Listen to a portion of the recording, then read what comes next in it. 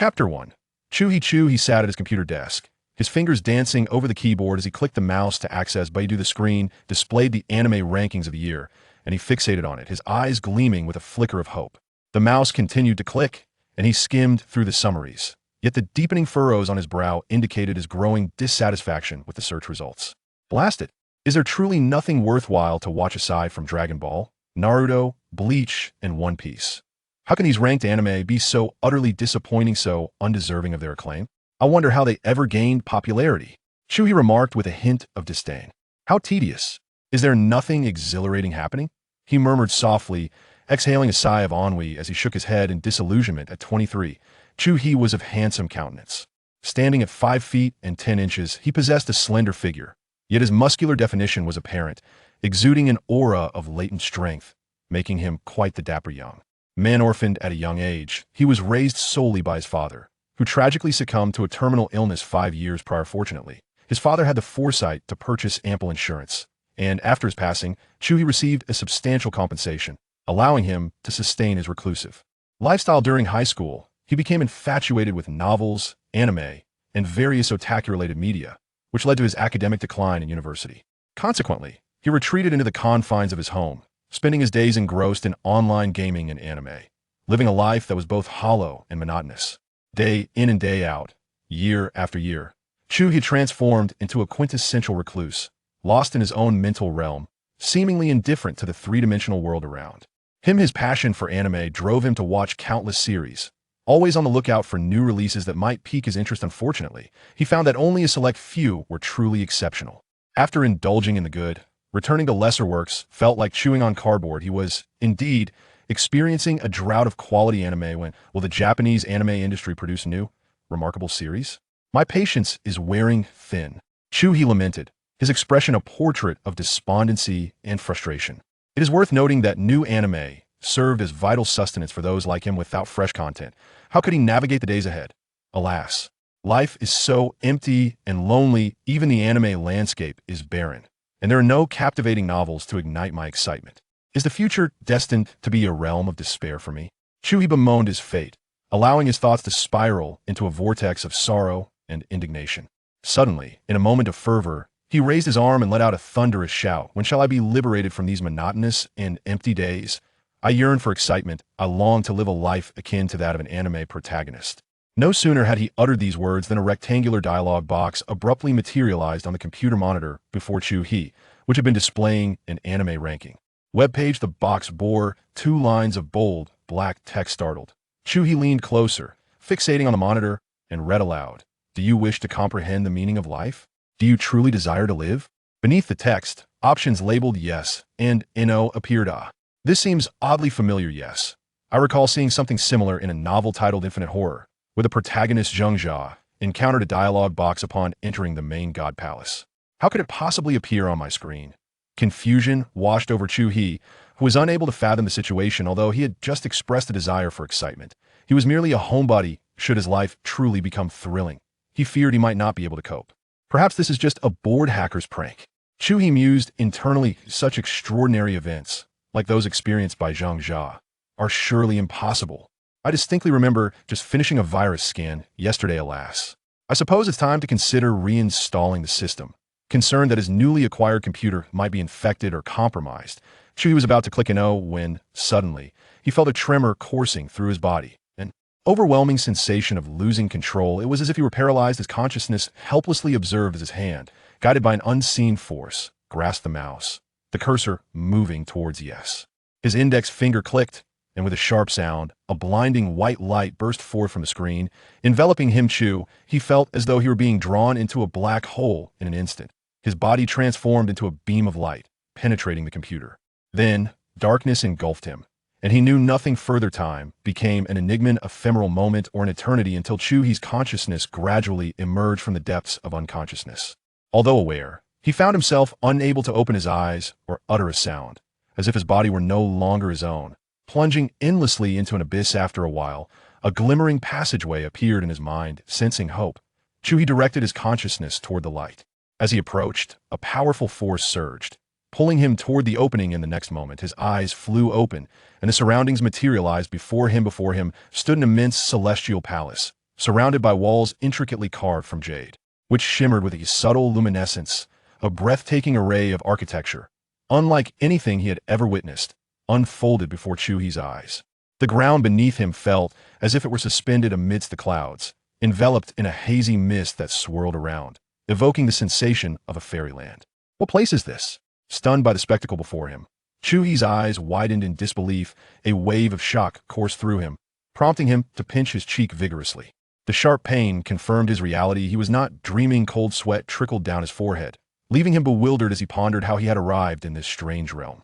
As he grappled with his confusion, a clear, chilling voice suddenly resonated in his ears. Young man, you have arrived.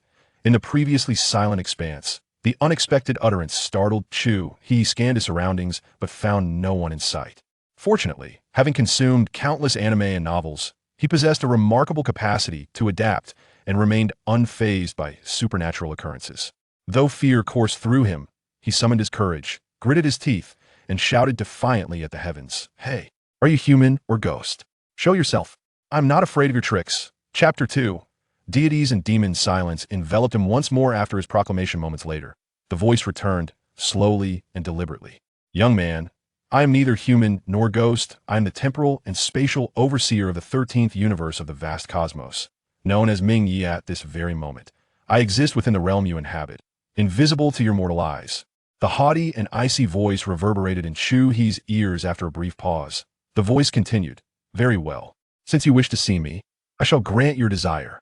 As the chilling words hung in the air, the space before Chu-Hi began to distort, and from the void emerged a figure cloaked in glowing azure. The man, clad in flowing azure robes, had hair as white as snow cascading freely, resembling delicate snowflakes. His crimson eyes sparkled like exquisite rubies, captivating all who gazed upon him. His exceptionally handsome visage seemed to embody the essence of the world's beauty, his demeanor aloof and undisturbed, setting him apart from mortals. Gazing at this ethereal being, Chu-Hi felt an overwhelming surge of power emanating from him, causing his heart to race uncontrollably. Beads of sweat formed on his forehead as he fought to regain composure, inhaling deeply to quell his rising panic. Who are you? Why am I here? He inquired, his voice trembling slightly. I am not fond of repetition. I have already disclosed my identity. I am the sovereign of the temporal realm you currently inhabit, the 13th boundary. As for your presence here, it is a consequence of your own choices. The man clad in azure, who proclaimed himself the master of time and space, spoke slowly, his voice as devoid of warmth as the chill of ice and snow. You are mistaken. When did I ever express a desire to be here? Upon hearing the words of the azure-clad figure, Chu-Hi felt a surge of urgency, disregarding his fear as he exclaimed loudly, Impudent boy, mind your language. You must address me with the respect I am due. Do you understand? The man's gaze flickered sharply towards Chu-Hi, his tone as frigid as the winter wind. A jolt of apprehension coursed through Chu. He cursed inwardly, but recognized the gravity of his situation. He had no choice but to acquiesce for the time being, awaiting the unfolding of events. I understand. Might I inquire about the reason for my presence here? Is this not your own desire? Did you not once proclaim that your life was dull and void of excitement, yearning for some thrill? Moreover, you have already answered my question. Wait, are you referring to those 2 lines of text that appeared on my computer? Chu could not restrain his curiosity. Indeed, you speak correctly. That was indeed orchestrated by me. The azure-clad man remained tranquil, nodding slightly, his demeanor cool and detached. However, I never intended for this. You must be mistaken. At that moment, I was unaware of why I was compelled to click. I meant to select no. Yet my body seemed to act of its own accord and inexplicably chose yes. Chu-Hi hurriedly elucidated, unwilling to be ensnared in trouble, and sensing that something truly exhilarating was on the horizon, so exhilarating that it nearly induced a heart attack. You may express your grievances, but your choice of yes was merely me facilitating your decision, ensuring you would not face regret. You ought to express your gratitude towards me. The azure figure appeared indifferent to Chu-Hi's feelings, laughing maniacally. What correct decision? I fail to see it. Chu-Hi thought to himself, addressing the azure figure. Must I not express regret? I choose no. I choose no. Please return me to where I belong. I am but a mere mortal before this celestial being. Chu-Hi was engulfed by a sense of trepidation. He could only lower his stance in humility. Regret? It is far too late for that. You have no choices left. The azure-clad man's tone turned suddenly frigid, akin to a chilling breeze sweeping across the earth.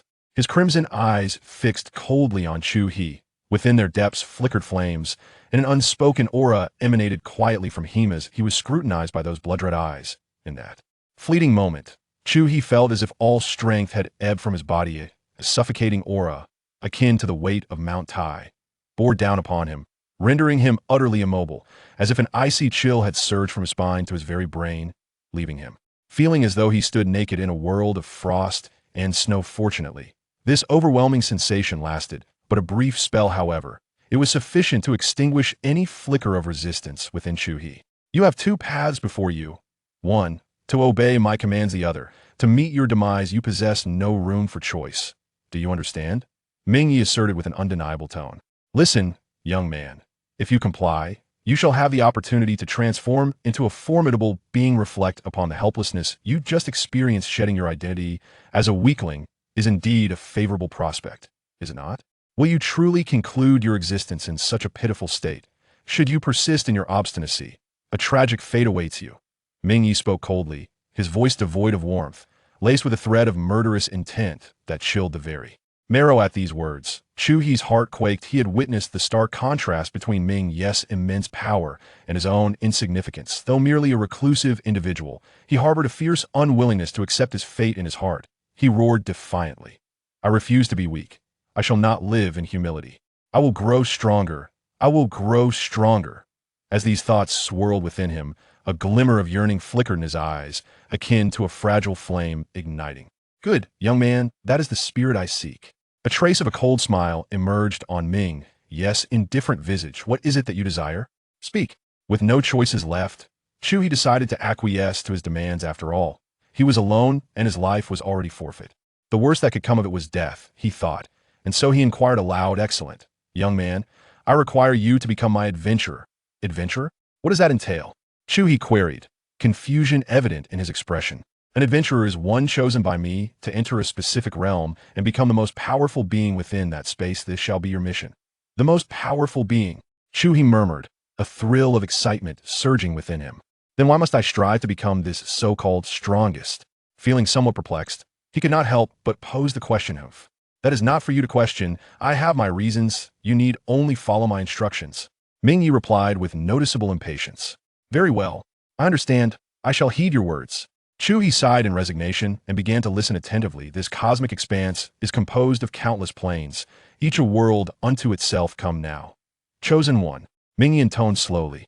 With a flash of red light in his eyes, he raised his right hand and waved it gently in a shimmer of crimson brilliance. A colossal compass floated gracefully 1 meter above the ground, presenting itself before Chu. Subsequently, Minji approached Chu, extending his hand to reveal a glowing needle resembling a dart. Minji handed the needle to Chu and spoke slowly. In a moment, I will rotate the compass. This compass embodies countless spatial choices. You shall cast the needle to select the realm you wish to enter. Chu nodded and suddenly inquired, What kinds of spaces are available? Minji replied, Each flower represents a world, all of which can be deemed a space. For instance, the novels and animations you enjoy, each one becomes a distinct realm. Do you comprehend? I see. Chu acknowledged, saying, Very well, I understand. Chapter 3. Preparation for passage. All right, let us commence. As his words fell, Minji waved his sleeve, and a crimson light swept across as the compass began to spin rapidly. Chu exhaled gently, allowing his body to relax slightly with his left hand clenched into a fist and the needle poised in his right hand. His gaze remained fixed on the whirling compass. In a swift motion, the needle was launched by Chu, akin to an arrow released from its bow, scattering luminescence as it firmly embedded itself into the compass. Poor soul who had roasted the fish, to have their painstaking efforts stolen away and then criticized for their lack of skill.